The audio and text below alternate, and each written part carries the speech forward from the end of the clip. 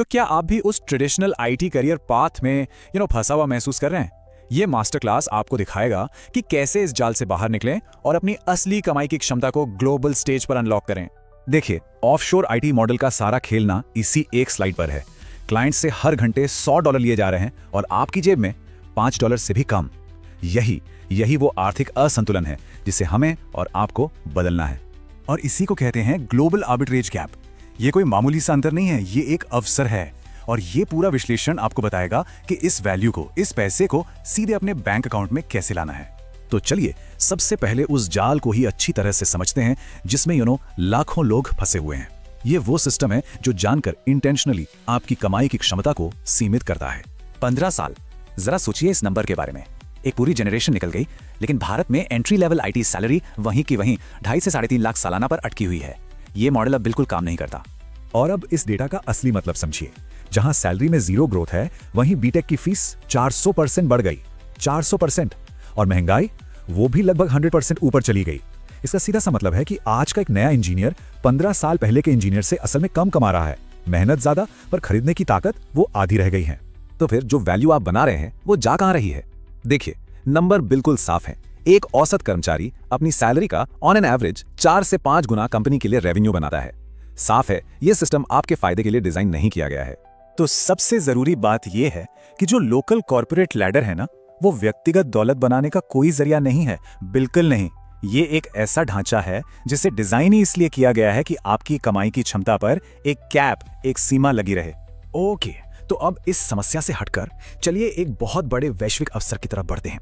देखते हैं कि एक मामूली कोडर से एक हाई वैल्यू आर्किटेक्ट कैसे बना जाए। मार्केट खुद आपको रास्ता दिखा रहा है। अपवर्क का डेटा देखिए, सामान्य स्किल्स की ग्रोथ काफी धीमी है, लेकिन एआई विशिष्ट स्किल्स की मांग, उसमें हर साल 109% की विस्फोटक वृद्धि हो रही है। मार्केट एक नए तरह के टैलेंट के लिए चिल्ला रहा है, लिटरली। और वो नया टैलेंट है ऑटोमेशन आर्किटेक्ट। देखिए, ये कोई साधारण डेवलपर नहीं है, ये एक हाइब्रिड विशेषज्ञ है जो एजेंटिक स्वॉर्म्स बनाता है।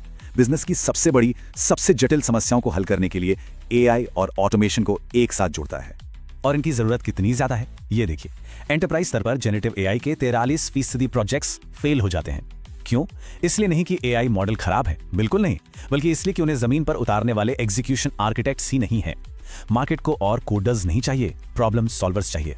अच्छा, अब आते हैं सही टूल चुनने की बात पर। देखिए, ज़ैपियर और मेक जैसे प्लेटफॉर्म्स लोकप्रिय हैं आमतौर पर नॉन टेक्निकल टीम्स के लिए, लेकिन जैसे ही बिजनेस बड़ा होता है, इनका खर्च आसमान छूने लगता है। और यहीं पर n8n एक पावर हाउस के रूप में सामने आता है, खासकर उन लोगों के लिए जो तकनीकी रूप से मजबूत हैं। ये एक गेम चेंजर है। तो अब ये रहा आपका एक्शन प्लान, वो सटीक रणनीति जो आपको सीधे हाई वैल्यू क्लाइंट्स तक पहुंचाएगी और फ्रीलांस मार्केटप्लेस की उस भीड़ भाड़ से, उस बिडिंग वॉर से दूर रखेगी। यह एक सिंपल 4 चरणीय रणनीति है। पहला, किसी टारगेट कंपनी की एक बड़ी समस्या ढूंढिए। दूसरा, उसे हल करने के लिए एक मुफ्त NATTN प्रूफ ऑफ कॉन्सेप्ट बनाइए। तीसरा, उस सॉल्यूशन का एक लाइव डेमो वीडियो बनाकर सीधे कंपनी के फाउंडर को ईमेल कीजिए। और चौथा, इस मुफ्त काम को एक महंगे मासिक कॉन्ट्रैक्ट में बदल दीजिए। रणनीति सिंपल है, आप पहले वैल्यू देते हैं जिससे क्लाइंट का जोखिम बिल्कुल 0 हो जाता है। और आपका ईमेल वो ऐसा होना चाहिए जिसे कोई नजरअंदाज ना कर सके। पॉइंट 1, सीधे उनकी समस्या बताइए। पॉइंट 2, कहिए कि आपने समाधान पहले ही बना लिया है। पॉइंट 3, काम करते हुए ऑटोमेशन का एक लूम वीडियो शेयर कीजिए। और आखिरी, कॉल टू एक्शन, इससे मुफ्त में लागू करने का ऑफर दीजिए। यह मॉडल गेटकीपर्स को बाईपास करके सीधे निर्णय लेने वालों तक पहुंचने का आजमाया हुआ तरीका है। चलिए अब बात करते हैं इस खेल के आखिरी चरण की, मतलब इस हाई वैल्यू स्किल का इस्तेमाल करके अपनी पसंद के देश में बसना, असली ग्लोबल मोबिलिटी। एक उदाहरण लेते हैं न्यूजीलैंड का। उनकी green list in demand tech roles को straight to residence visa offer करती है। ये एक सुव्यवस्थित, कौशल आधारित इमिग्रेशन का रास्ता है जो खास तौर पर उच्च आय वाले विशेषज्ञों के लिए डिजाइन किया गया है। लेकिन हाँ, एक शर्त है, आपको यह साबित करना होगा कि आप एक हाई इनकम प्रोफेशनल हैं। एक सॉफ्टवेयर इंजीनियर को फॉर एग्जांपल न्यूजीलैंड $65.74 प्रति घंटा कमाना जरूरी है। और आपका सफल n8n ऑटोमेशन प्रोजेक्ट्स का पोर्टफोलियो इस सैलरी को सही ठहराने का सबसे मजबूत सबूत है। स्किल्ड माइग्रेंट कैटेगरी वीजा इस प्रक्रिया को और भी आसान बना देता है। यहाँ इमिग्रेशन एक सीधा सा गणित है। ज्यादा आमदनी का मतलब है रेजिडेंसी। सिंपल।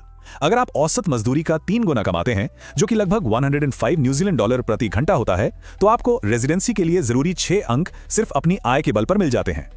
तो ये ब्लूप्रिंट अब आपके हाथ में है, सारी रणनीति आपके सामने है। अब अगला मूव आपका है।